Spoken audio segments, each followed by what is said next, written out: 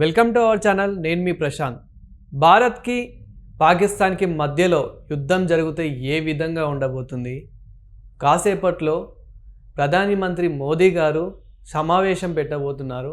మరి ఈ సమావేశంలో ఏం మాట్లాడబోతున్నారు ఏంటి అనే విషయాలు అయితే తెలుసుకుందాం. దీని గురించి అయితే మాట్లాడేందుకు ప్రస్తుతం మనతో పాటు సినీ క్రిటిక్ దాసరి విజ్ఞాన్ గారు ఉన్నారు. నమస్తే అండి సార్. ఇప్పుడు ఈ యుద్ధానికి సంబంధించి ప్రధానమంత్రి మోదీ గారు ఒక సమావేశం పెట్టబోతున్నారు. మరి ఈ సమావేశంలో ఎలాంటి నిర్ణయాలు తీసుకోబోతున్నారు, ఎలాంటి మాటలు మాట్లాడబోతున్నారు?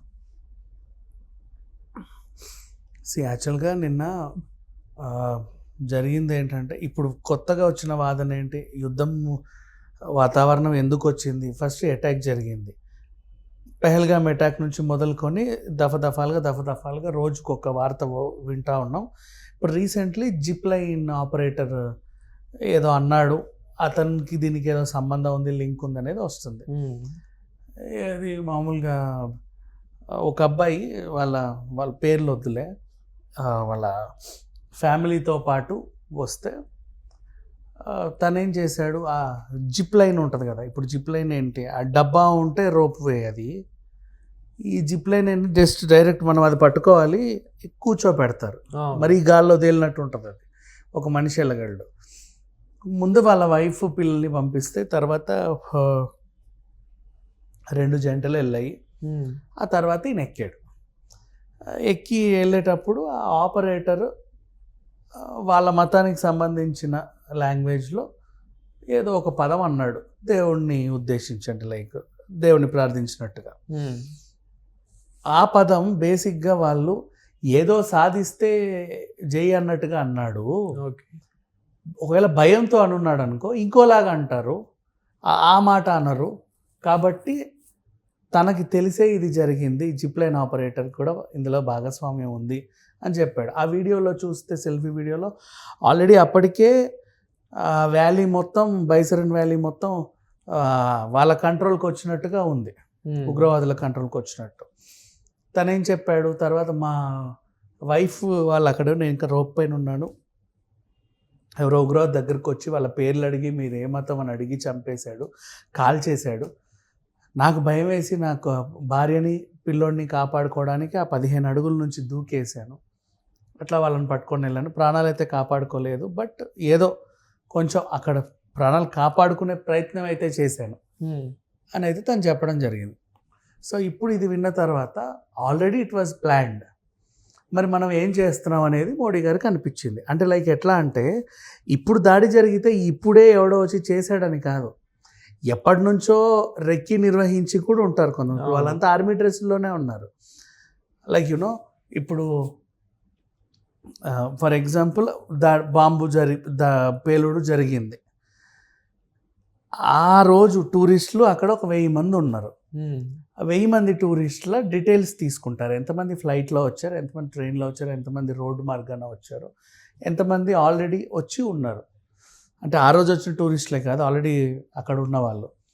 నెక్స్ట్ వాళ్ళ డీటెయిల్స్ ఏంటి, ఏ ఉద్దేశంతో వాళ్ళు వచ్చారు, వాళ్ళ ఫ్యామిలీ బ్యాక్గ్రౌండ్స్ ఏంటి, అవన్నీ జల్లడబడతారు. ఆ తర్వాత అక్కడ స్థానికంగా ఈ మొక్కజొన్న కంకి కాల్చేవాడో, లేకపోతే ఇంకెవడో పీచు మిఠాయి అమ్మేవాడో, ఐస్ క్రీమ్ అమ్మేవాడో ఉంటాడు.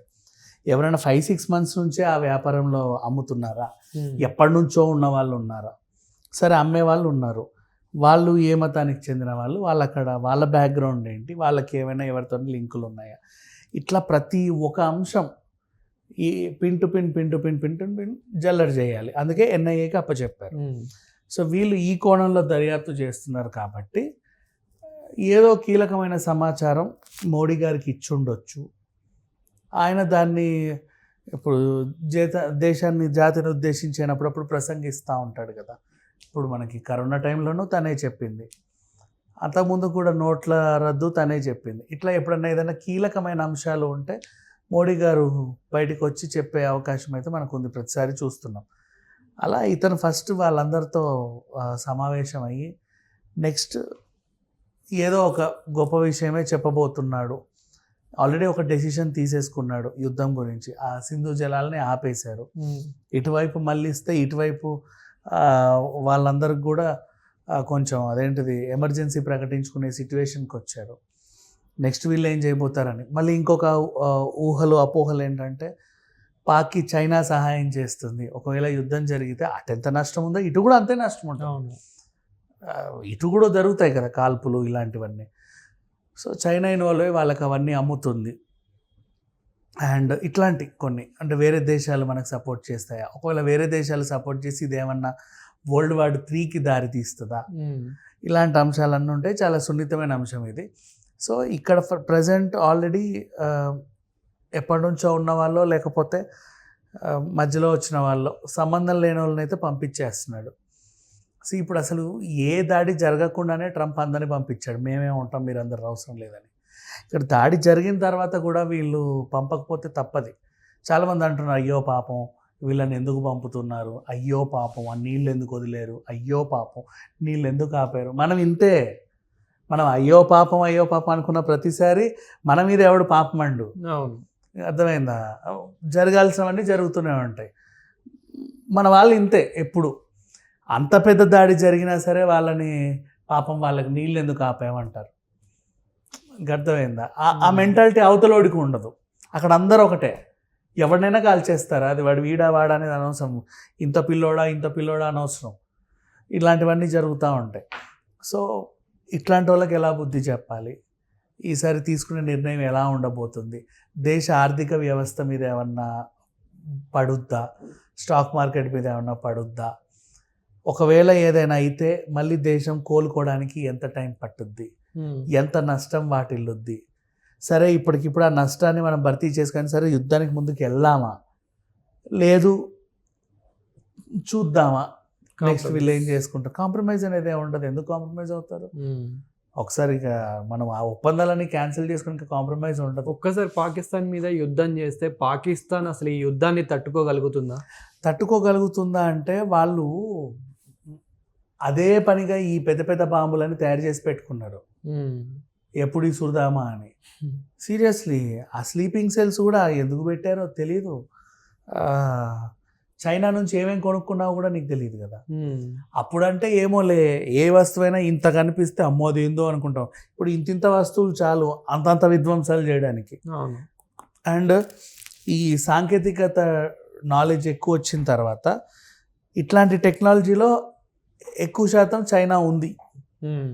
ఇప్పుడు నువ్వు ఏది ఇచ్చినా దాన్ని డూప్ ఎంతసేపులో తయారు చేస్తారు. కాకపోతే మన వాళ్ళకున్న కాన్ఫిడెన్స్ ఏంటంటే చైనా వాళ్ళు ఎన్ని వస్తువులు ఇచ్చినా అది చైనా ప్రోడక్టే కదా, అంటే లైక్ సరిగ్గా పనిచేయవు అనే ఇదైతే ఉంది. ఏదేమైనప్పటికీ మోడీ గారు ఇచ్చే ప్రసంగం ఏదైతే ఉందో ఆయన ఒక అంశం ముందుకు తీసుకొస్తే అప్పుడు మనకు అర్థమైతే దేని గురించి మీటింగ్ ఉండబోతుంది. Thank you.